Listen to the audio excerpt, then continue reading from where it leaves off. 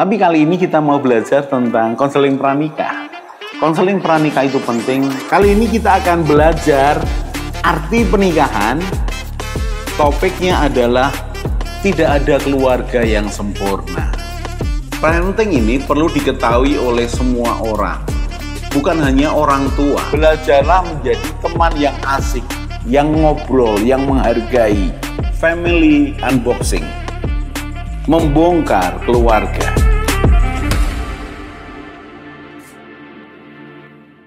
Salam keluarga Indonesia, kita belajar lagi dan kita masih belajar family unboxing dengan tema ibu sebagai kepala keluarga. Sekali lagi, tidak ada pria yang punya cita-cita menjadi ibu rumah tangga. Tidak ada, normalnya. Walaupun pada kenyataan kemudian karena keadaan, sekali lagi, karena ketidakmampuan, walaupun pada kenyataan kemudian sang ayah menjadi bapak rumah tangga. Tapi sekali lagi saya katakan, pada umumnya tidak ada wanita yang bermimpi untuk menjadi kepala keluarga. Mengapa? Karena kebutuhan dasar jiwa wanita adalah diterima, dipedulikan, disayangi, dihargai, dihormati, terima rasa aman. Dari siapa? Dari pria suaminya. Sehingga memang kecenderungan kebutuhan jiwanya adalah memang sebagai pihak yang dalam tanda petik lebih menerima, walaupun dia lebih aktif dalam mengurusi rumah tangga, keluarganya dan segala macam. Tapi kalau bicara soal kepemimpinan kepala keluarga, dia lebih sebagai penolong, sebagai pendukung. Sehingga pada umumnya tidak ada wanita yang menginginkan menjadi kepala keluarga. Karena dia butuh disayangi, dia butuh dilindungi, dia butuh dipedulikan, dia butuh bergantung. Itu hal yang normal sebagai seorang wanita. Tetapi apa boleh buat ketika keadaan memaksa? Pada studi kasus yang pertama kita belajar bahwa ibu sebagai kepala keluarga ternyata terjadi tidak by design, by accident. Tidak dirancang dari awal, tetapi karena suatu keadaan tertentu. Apa boleh buat? Dan saran saya adalah, ayo sang suami, kembalikan posisimu sebagai kepala keluarga. Ayo kejar, bertanggung jawab. Supaya apa? Supaya engkau memiliki contoh untuk anak-anakmu. Supaya anakmu tidak dianggap sebagai produk keluarga gagal. Nah, kemudian kita akan melihat lagi nih. Bagaimana bisa seorang ibu menjadi kepala rumah tangga? Yang terjadi dalam studi kasus berikutnya adalah ternyata memang suaminya lemah. Dalam hal apa? Dalam hal kepemimpinan. Kalau bekerja bisa, memenuhi kebutuhan materi dasar keluarganya bisa. Tapi kalau dalam hal memutuskan sesuatu tidak bisa. Jadi dalam studi kasus yang kedua ini adalah suaminya masih bekerja. Suaminya mencukupi kebutuhan materi dasar keluarganya. Suaminya muncul sebagai suami yang baik dari pandangan orang luar. Tetapi dalam kapasitasnya sebagai kepala keluarga, suaminya tidak melakukannya. Mengapa? Karena suaminya peragu. Suaminya peragu. Suaminya itu takut memutuskan. Dan berkali-kali memutuskan dan ternyata itu salah. Membuat sang suami semakin kecil nyalinya. Jadi dalam hal kepemimpinan kemudian mau tidak mau sang istri mengambil alih. Dalam beberapa hal keputusan tertentu sang istri yang mengambil alih. Jadi ibu sebagai kepala keluarga di sini bukan karena niatnya begitu. Tapi karena by accident. Karena suatu kejadian tertentu. Yaitu apa? Memang suaminya ini lemah dalam kepemimpinan. Setiap kali ditanyai keputusannya atas suatu masalah tertentu, maka dia hanya menimbang dan nanti. menimbang, dan nanti sampai diundur seminggu, 2 minggu, 3 minggu, dan harus diambil keputusan, dan suaminya tidak berubah. Gimana nih Pak keputusannya? Papa bingung nih. Maka karena keadaan, istrinya mengambil keputusan. Oke, keputusannya ini dulu. Tuh kok seperti itu? Kan kalau keputusannya A, contohnya ya, nanti kan merugikan, kan tidak menguntungkan. Kemudian istrinya mengatakan, kemudian kalau B gimana? Itu juga sama, tidak menguntungkan. Resikonya sama. Kemudian kalau C bagaimana? Ya kalau C ya itu pun juga resikonya besar. Itu yang membuat aku bingung. Tetapi kan tidak bisa. Suatu masalah harus ditimbang, diputuskan, dipilih keputusannya seperti apa. Dan dengan resiko, setiap keputusan memiliki resiko. Dan ternyata istrinya lebih berani. Pak, ambil keputusan A saja.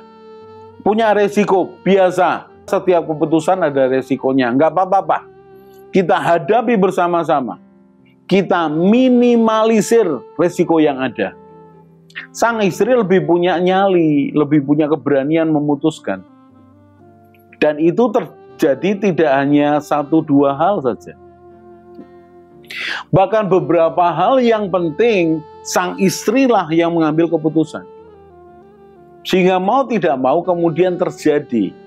Ibu sebagai kepala keluarga mengambil keputusan anak sekolah di mana, mengambil keputusan untuk membantu atau tidak sementara keuangan keluarga lagi mepet atas permintaan dari iparnya.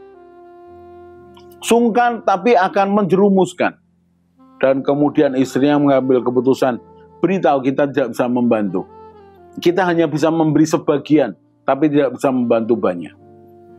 Kepala keluarga bertanggung jawab atas keputusan penting keluarganya. Kepala keluarga bertanggung jawab atas rasa nyaman keluarganya. Pak, lalu bagaimana menghadapi studi kasus yang seperti ini? Ya, studi kasus seperti ini menghadapi suami yang bimbang ya memang repot. Memang harus dilatih. Memang harus ditolong. Memang harus dicoba keputusannya. Jadi untuk beberapa hal yang tidak terlalu beresiko, biarkan suamimu mengambil keputusan. Untuk apa? Membesarkan hatinya. Kalau kamu sebagai istri melihat bahwa oke, keputusannya ini kira-kira tidak berisiko besar, hal yang utama mengguncang keluarga, ya oke lah. Ada kerugian-kerugian sedikit, ya oke lah. Bagian dari niat untuk memberikan kesempatan suamimu untuk membangun kepercayaan dirinya. Apa boleh buat? Berikutnya, kalau bisa, kalau punya, pertemukan suamimu dengan orang lain yang menjalankan kepala keluarganya dengan baik.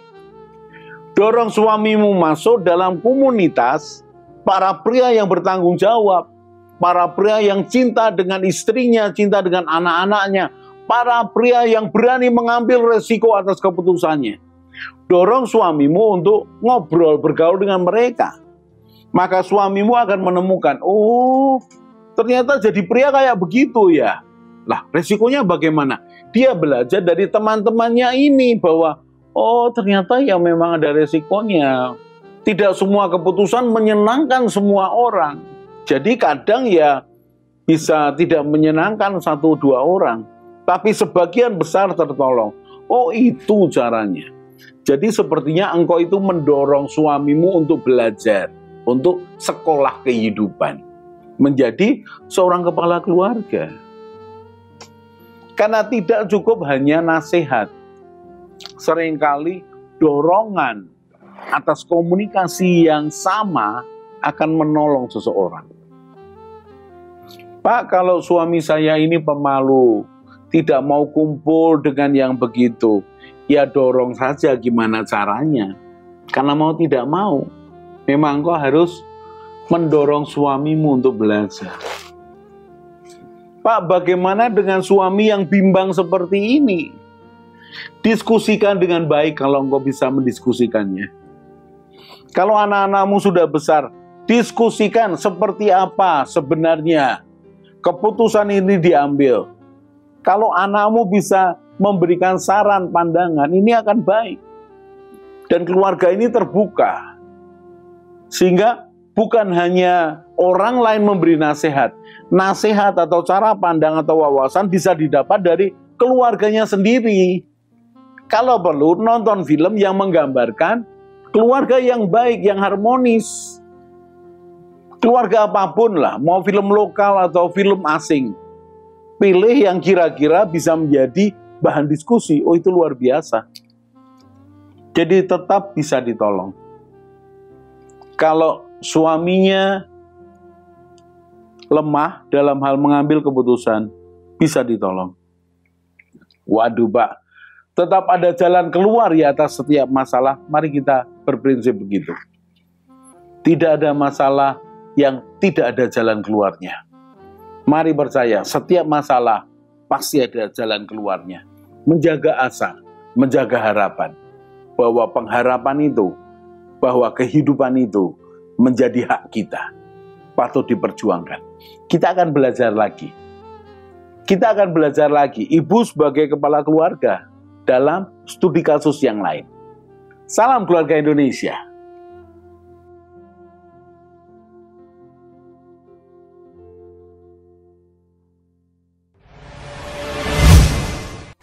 Mari bergabung dalam Keluarga Indonesia dengan cara subscribe channel ini. Di Keluarga Indonesia, kita akan belajar bersama tentang pranikah, pernikahan, keluarga, parenting, mertua menantu, dan juga family unboxing. Jadi jangan lupa share pada teman dan keluarga dan juga subscribe.